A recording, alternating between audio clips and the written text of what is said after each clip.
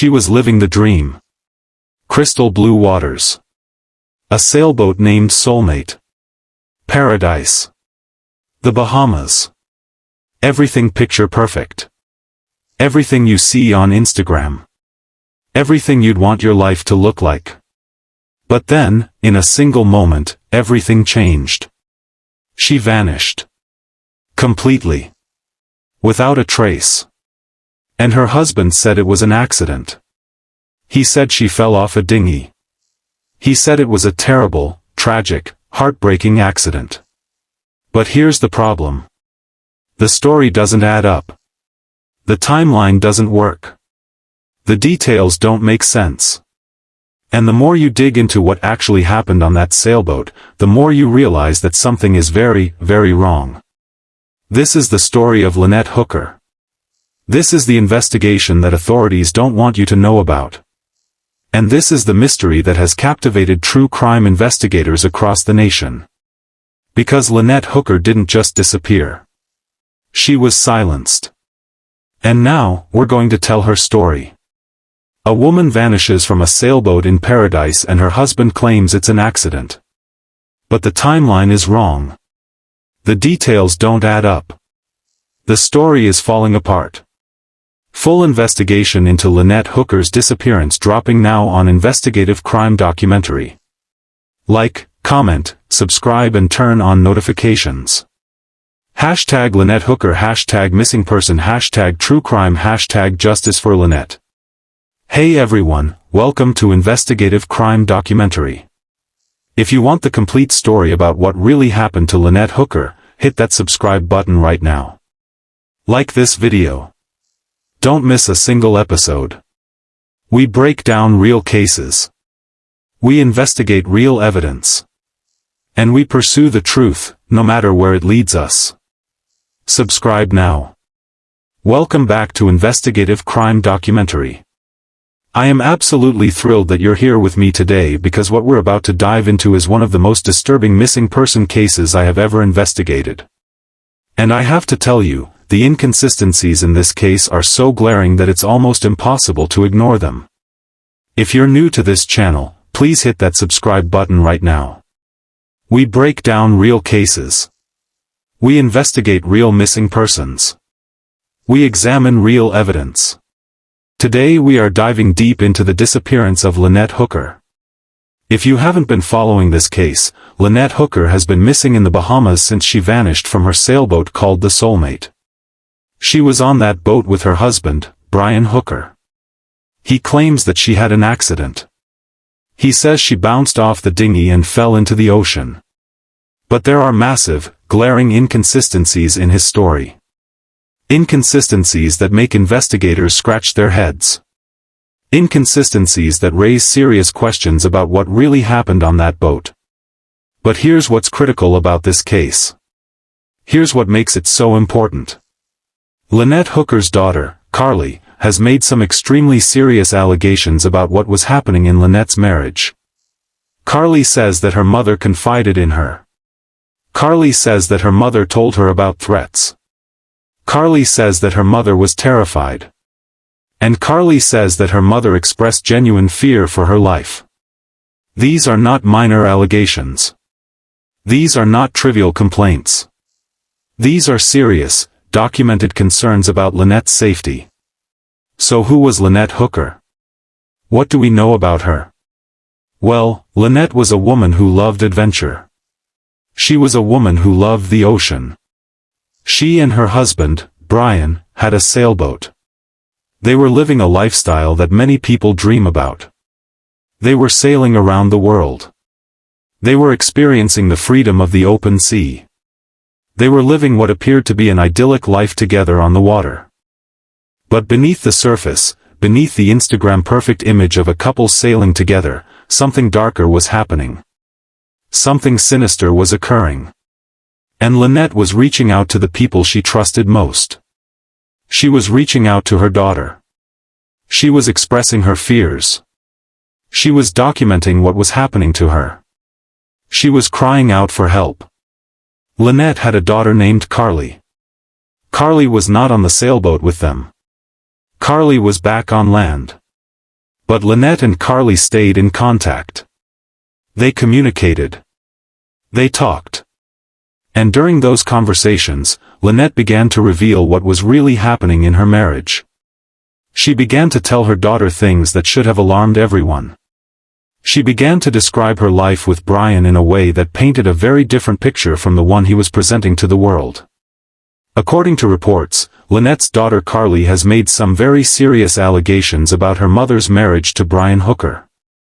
Carly says that her mother told her that Brian had choked her. Carly says that her mother told her that Brian had threatened to throw her overboard while they were on the sailboat. These are not accusations that Carly made lightly. These are not things that Carly invented. These are things that Lynette herself allegedly told her daughter. These are things that a mother confided in her child. Think about that for a moment. Think about a woman being so terrified of her husband that she's telling her daughter that he's threatened to throw her overboard. Think about what that means. Think about the level of fear involved. Think about the desperation. A woman doesn't tell her daughter that her husband threatened to throw her into the ocean unless she genuinely believes that he might actually do it. A woman doesn't make that accusation unless she's terrified. And where was this threat allegedly made? On the sailboat. In the middle of the ocean.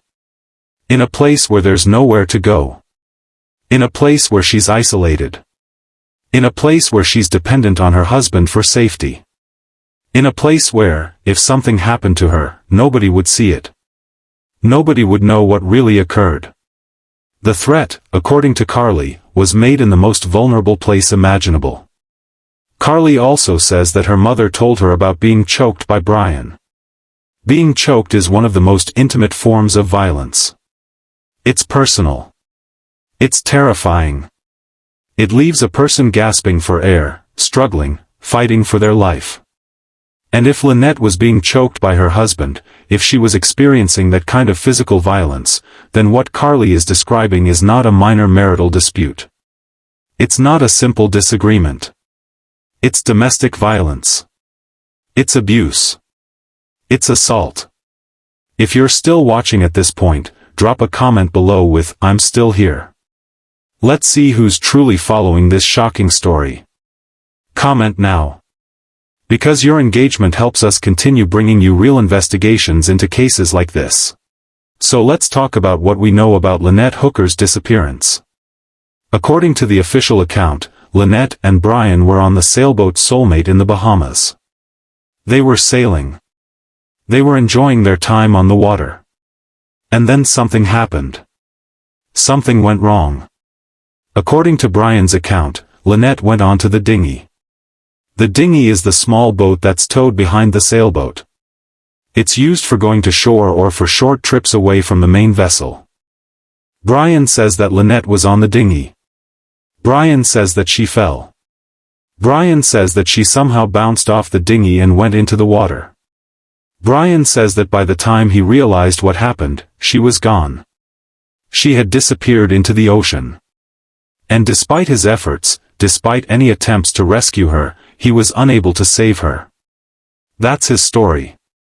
That's what Brian Hooker has told investigators. That's what he's told the media. That's his explanation for why his wife is missing. But here's where the story starts to fall apart.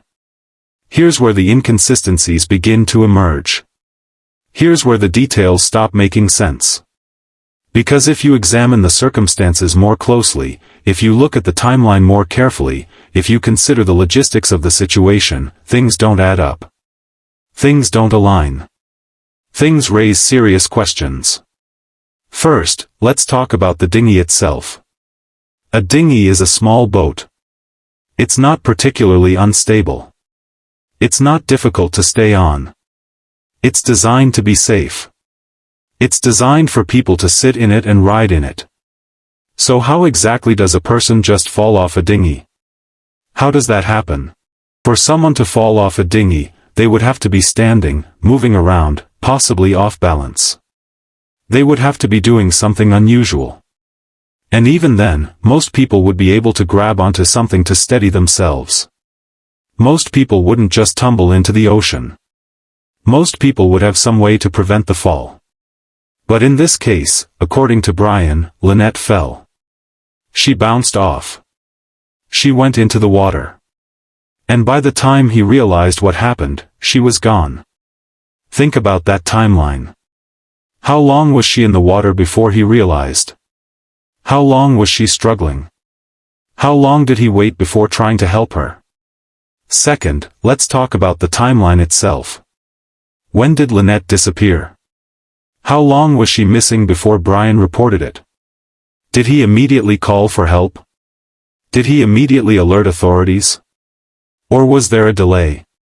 Was there time for something to be cleaned up? Was there time for evidence to be disposed of? Was there time for a story to be constructed? These are questions that investigators are asking. These are details that don't seem to add up. The Coast Guard has specific protocols for maritime incidents. When someone goes missing at sea, there are procedures that need to be followed immediately. There are radio calls that need to be made. There are coordinates that need to be provided. There are search and rescue operations that need to be initiated within minutes, not hours. So the question becomes, when exactly did Brian report his wife missing? How many minutes passed? How many hours? What was he doing during that time? Third, let's talk about the rescue efforts. When someone falls into the ocean, there are procedures. There are protocols. There are ways that rescue operations are supposed to work. Did Brian follow those protocols? Did he do everything he could to rescue Lynette? Did he immediately activate emergency systems? Or did something else happen? Were there delays? Were there mistakes? Were there things that should have been done that weren't done? Think about what someone is supposed to do if a person falls overboard. You're supposed to throw them a life ring. You're supposed to mark the location. You're supposed to turn the boat around immediately. You're supposed to get a visual on the person in the water. You're supposed to call for help right away. You're supposed to follow maritime rescue procedures to the letter. Did Brian do all of these things? Or did some of them not happen? Fourth, and this is perhaps the most important point, let's talk about witnesses. Who saw what happened? Was there anyone else on the sailboat? Was there anyone else in the area? Did anyone see Lynette fall? Did anyone see her in the water? Or is Brian the only witness to what happened? If Brian is the only person who saw what occurred, if he's the only one who can tell the story, then there's no corroboration. There's no independent verification. There's only his word. And here's the thing about his word. His word is now in question. Because we know from his own daughter that Lynette was terrified of him. We know that he allegedly choked her. We know that he allegedly threatened to throw her overboard. So when Brian tells investigators and the media that his wife fell off the dinghy, when he tells them that it was an accident, when he tells them that he tried to save her, should we believe him? Should we take his story at face value? Or should we dig deeper? Should we look for inconsistencies? Should we question his narrative? The sailboat Soulmate has been seized by the Coast Guard. It's being held as evidence. Investigators are examining every inch of that boat. They're looking for forensic evidence. They're looking for physical evidence. They're looking for anything that might tell them what really happened on that vessel. And the fact that law enforcement took this step, the fact that they seized the boat, the fact that they're holding it as evidence, tells us something very important. It tells us that investigators don't believe the story is as simple as an accidental fall. I actually saw the sailboat with my own eyes. I was taking off from Fort Lauderdale Airport earlier this week, and I remembered that the Hooker sailboat Soulmate is docked right there at the Coast Guard station. And I was able to get footage of it from the plane window before we flew by. There it was. The Soulmate. Seized. Impounded. And the fact that the boat is still there, still being held, still being examined, tells us that the investigation is still ongoing. That investigators still have questions. That they still don't have all the answers. Now, let's think about the bigger picture here. We have a woman who was terrified of her husband. We have documented allegations of choking. We have threats of violence made on the very boat where she disappeared. We have a disappearance that's being explained away as an accident. We have an official story that doesn't make logical sense. We have inconsistencies in the timeline. We have questions about rescue procedures. We have no independent witnesses. And we have a boat being held as evidence by the Coast Guard. What does all of this add up to? It adds up to a case that deserves scrutiny. It adds up to a story that needs to be questioned. It adds up to a situation where the official narrative is being challenged by facts, by logic, and by the expressed fears of Lynette's own daughter. Domestic violence cases are among the most challenging to investigate, especially when there's a missing person involved. The abuser has control of the narrative. The abuser has the opportunity to shape the story. The abuser can present a version of events that is self-serving and convenient. And unless there are witnesses or physical evidence to contradict that narrative, the official story can stick. But in this case, there are cracks in the narrative. There are inconsistencies. There are details that don't match up. There are questions that need to be answered. And there's a daughter who's brave enough to come forward and tell the world that her mother was terrified. That her mother expressed fear for her life. That her mother told her about violence and threats. Think about what that takes. Think about a daughter coming forward with these allegations against her mother's husband. Think about the courage that requires. Think about the risk involved. Carly is not making these allegations lightly. She's not invented these details. She's reporting what her mother told her. She's giving voice to a woman who can no longer speak for herself. And that's what makes this case so important. That's what makes it so critical. Because Lynette Hooker is missing. She's presumed dead. She can't tell her story. She can't explain what happened. She can't defend herself. But her daughter can. Her daughter is speaking up. Her daughter is demanding justice. Her daughter is refusing to accept the simple narrative of an accidental fall. So what happens next? What's the status of the investigation? Well, according to reports, law enforcement is still examining evidence. The Coast Guard is still holding the boat. Investigators are still asking questions. And the case is still open. The case is still active. The case is still being pursued. But there's a frustration among some observers. There's a sense that more should be done. There's a feeling that the case should be treated more seriously. There's a concern that because Lynette is already gone, because there's no body to examine, because there's no obvious crime scene, the investigation might not get the resources it deserves. That's where people like us come in. That's where the true crime community comes in. That's where awareness and public attention come in. Because the more people who know about this case, the more people who understand the details, the more people who see the inconsistencies, the more pressure there is on law enforcement to pursue the case vigorously. The more attention this case gets, the more likely it is that justice will be served. The more people who know Lynette's story, the more likely it is that her voice will be heard. Let's break down what we know about the timeline, because the timeline is where things really start to fall apart. According to the official account, Lynette and Brian were on the sailboat Soulmate.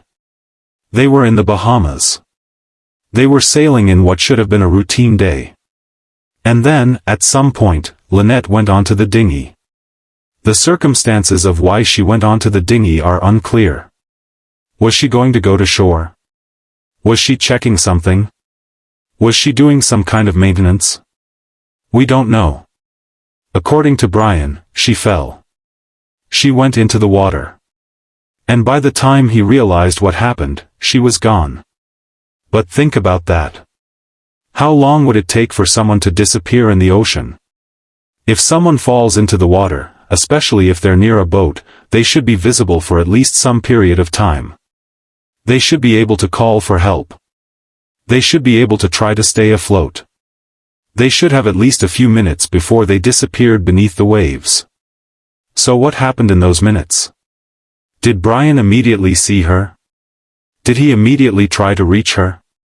Did he throw a life ring? Did he cut the engines? Did he turn the boat around? Did he call for help? These are the procedures that should be followed. These are the steps that someone who loves their spouse would take immediately upon realizing they'd fallen overboard. But we don't have detailed information about what Brian actually did in those critical minutes. We have his story. We have his version of events. But we don't have independent corroboration. We don't have a blow-by-blow account of exactly what happened and when. And then there's the question of the boat itself. The sailboat has electronics. It has GPS. It has communication systems. It has logs. All of these systems should have recorded information about what was happening on the day Lynette disappeared. What does that data show? What do the electronics tell us? What does the GPS log say about where the boat was and what it was doing? Investigators would certainly examine all of this. They would want to know exactly where the boat was when the incident occurred. They would want to know what the boat's course and speed were. They would want to know if there were any unusual movements or actions. They would want to know if the boat did what Brian claims it did. And here's another important point.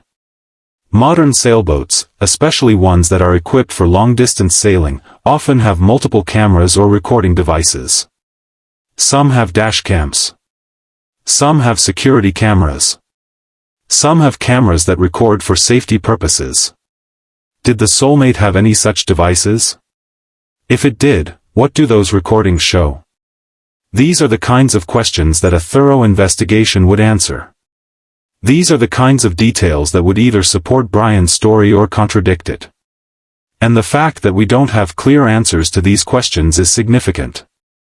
It's significant because it suggests that either the investigation is still ongoing and these details haven't been released, or the investigation has found problems with Brian's narrative and they're building a case against him. Either way, the case is not closed.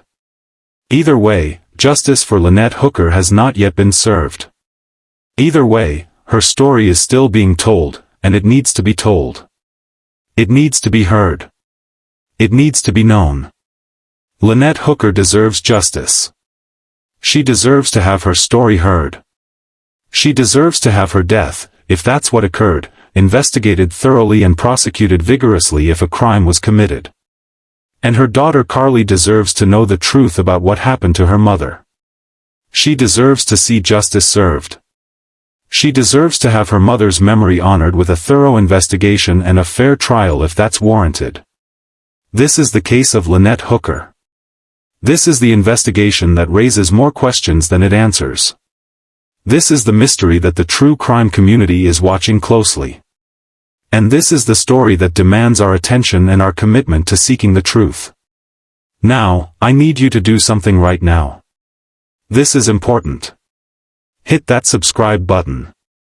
Click on the bell icon. Turn on notifications. Because we are going to be following this case closely. We are going to be breaking down new developments as they happen. We are going to be investigating every detail, every inconsistency, and every piece of evidence. And you need to be here for it. You need to be part of this investigation. You need to help us demand justice for Lynette Hooker. Like this video. Comment below. Tell us what you think happened. Tell us what questions you have. Tell us whether you believe Brian's story or whether you think something else occurred. Share this video. Send it to people who care about justice. Send it to people who care about true crime. Send it to people who want to help solve this mystery. We will continue to investigate. We will continue to pursue the truth. We will continue to speak for Lynette Hooker and for all the victims whose cases deserve our attention. This is Investigative Crime Documentary. We are committed to justice. We are committed to truth. And we are committed to you, our viewers, who want to know what really happened. Lynette Hooker's case demands answers. The official story doesn't add up. The timeline doesn't work. The details don't make sense. But with your help, we can demand justice. Thank you for watching Investigative Crime Documentary. We appreciate your support. We appreciate your engagement. We appreciate your commitment to truth and justice. We will see you in the next investigation. Because the truth is out there. And we will find it.